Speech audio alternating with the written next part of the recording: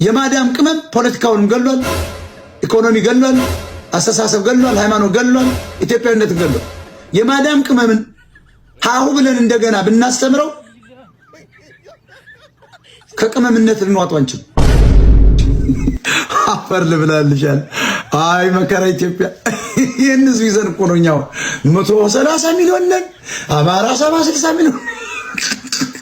የማዳም ቅመም ትቆጥረዋለን። ሲገባ በስማም ብሎ ሲወጣ ፋኪው ብሎ የሚወጣ ዘመድኩን በቀል የተባለ በኦርቶዶክስ ካለ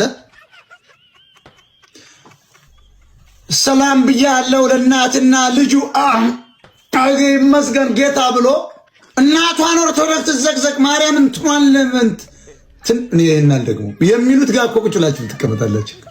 ይሄን ግሽ ጣራስ ሁሉ ተከትለን ገደል መግባት የለብንም። ጡጦ ራሶችን ይጠፋሉ፣ እኛ ግን አንጠፋም። የማዳም ቅመም ያነገሰው ሴትና ያነገሰው ወንድ እኔ በጣም አዝናለሁ። የማዳም ቅመም አያንግስ። ስትወድቅም እንደታማኝ በየነ መውደቂያ ይከፋል። በእውነት የማዳም ቅመም እንዳያደንቃቸው። የማዳም ቅመም ካደነቀ አበቃለን። በቃ ያኔ እንደሞት ቆጥር።